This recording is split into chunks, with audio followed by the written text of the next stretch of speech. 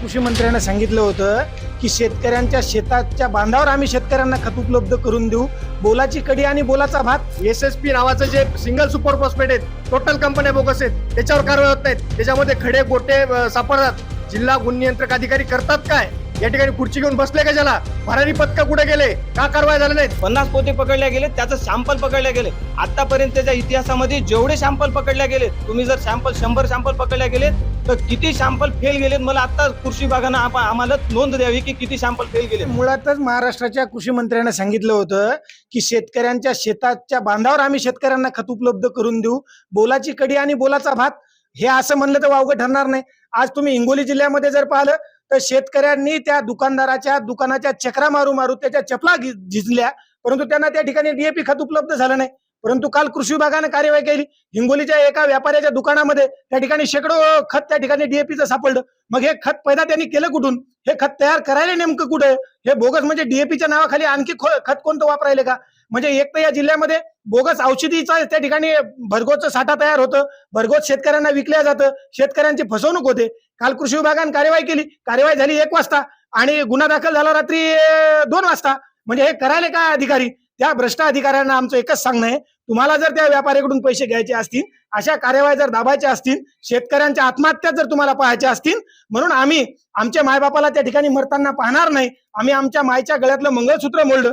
गावामध्ये आम्ही शेतकऱ्यांकडे झोळी केली. त्या ठिकाणी आम्ही भीक मागितली. 1-1 रुपया आमच्या बापाच्या घामाच्या दामाचा जमा करून आणला आणि त्या भ्रष्ट अधिकाऱ्यांच्या गळ्यामध्ये घालणार आहोत की बाबा रे, हे आमच्या बापाच्या घामाच्या दामाचे पैसे घे, पण आता तरी कार्यवाही कर, कारण की आमचा बाप मरतोय. आमच्या मायच्या कुंकू त्या ठिकाणी पुसल्या चाललंय. आमच्या बापाचे पाय फासाकडे चालले. आज दिवसाला 7 ते 8 शेतकऱ्यांच्या आत्महत्या होत आहे. शेतकऱ्यांना खत उपलब्ध होत नाही, शेतकऱ्यांना बियाणं मिळत नाही, शेतकऱ्यांना बोगस औषधी घ्यावं लागतं. मग कृषी विभाग हा का नावालाच आहे का? कृषी विभाग कार्यवाही कधी करणार? या मागणीसाठी आम्ही पैसे घेऊन आलो.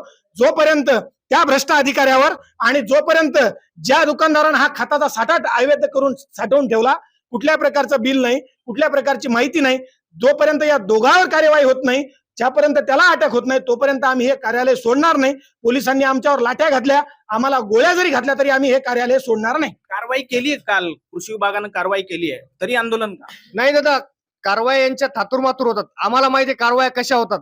यांनी जी कारवाई केली, खऱ्या अर्थाने कारवाई खूप दिवसापूर्वी करायला पाहिजे होती. आणि यांना आता खरं तर ती कारवाई कोणते गुन्हे दाखल केले हे तपासणं गरजेचं आहे. काही नाही, तातुरमातुर गुन्हे दाखल करायचे, हिअरिंग घ्यायच्या आणि सोडून द्यायचा, हा सगळा कारभार यांचा चालतो. 2020 साली बोगस बियाणांवर एक कारवाई झाली होती. त्याचं काय झालं? पुढे सरळ 10-10, 20-20 रुपये दंड झाला आणि ते व्यापारी त्या ठिकाणी सुटलेत. हिंगोली जिल्ह्यामध्ये टोटल खतांचा बोगस, हिंगोली जिल्हा हा काळ्या खतांचा अड्डा झालेला आहे. तुम्हाला सांगतो, भयानक परिस्थिती आहे. यांनी सांगितलं आम्ही आधार शिवाय खत देत नाही.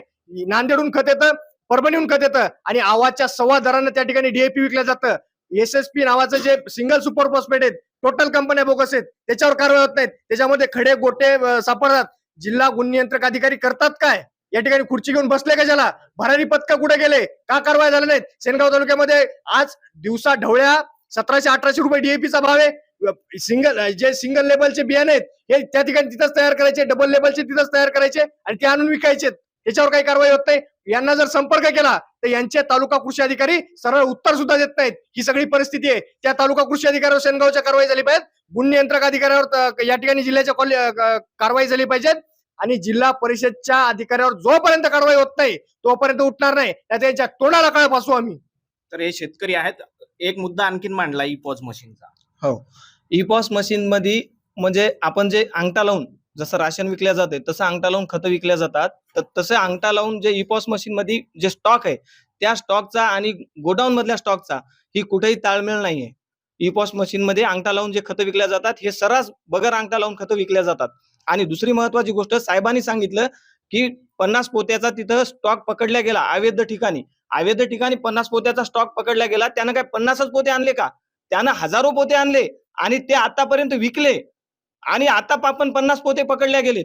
50 पोते पकडल्या गेलेत, त्याचं सॅम्पल पकडल्या गेले. आतापर्यंतच्या इतिहासामध्ये जेवढे सॅम्पल पकडल्या गेलेत, तुम्ही जर 100 सॅम्पल पकडल्या गेलेत तर किती सॅम्पल फेल गेलेत? मला आता कृषी विभागानं आम्हाला नोंद द्यावी की किती सॅम्पल फेल गेलेत. सॅम्पल मॅनेज करणं काय सोपं नाही, सोपं आहे साहेब. सॅम्पल मॅनेज करणं सोपं आहे. इथं सगळ्या गोष्टी सोप्या आहेत. आमच्या समोर सॅम्पल काढा तर आम्ही मानू. हार आणलाय. हार आता हार कशासाठी? नाही नाही नाही, हार याच्यासाठी आणलाय, जे भ्रष्ट अधिकारी आहेत ते कृषी जिल्हा परिषदचे कृषी अधिकारी, ते त्या व्यापारीकडून पैसे घेऊन प्रकरण दाबतात ना हो. म्हणून हे पैसे आमच्या बापाच्या घामाचे येतं. आम्ही त्या ठिकाणी आमच्या मायचं मंगळसूत्र मोडलं, झोळी केली, लोकांकडे पैसे जमा केले 1-1 रुपया, आणि ते पैसे आणले. आता हे पैसे आम्ही त्यांच्या गळ्यात घालणार आणि त्यांना म्हणणार आता तरी कार्यवाही करा, कारण आम्ही मरतोय, आमचे शेतकरी त्या ठिकाणी आत्महत्या करतोय, त्या ठिकाणी आमच्या मालाला भाव नाही आणि माल तयार व्हायच्या अगोदरच आम्हाला त्या ठिकाणी खत उपलब्ध होत नाही. आज खताचा प्रश्न आहे, काही दिवसानं फवारणीसाठी औषधी असंच बोगस आहे. हिंगोली जिल्हा हा बोगस खताचा, बोगस औषधींचा काळ्या बाजारात विकणारा अड्डा बनलाय आणि याला पूर्ण आशीर्वाद हा कृषी विभागाचा आहे.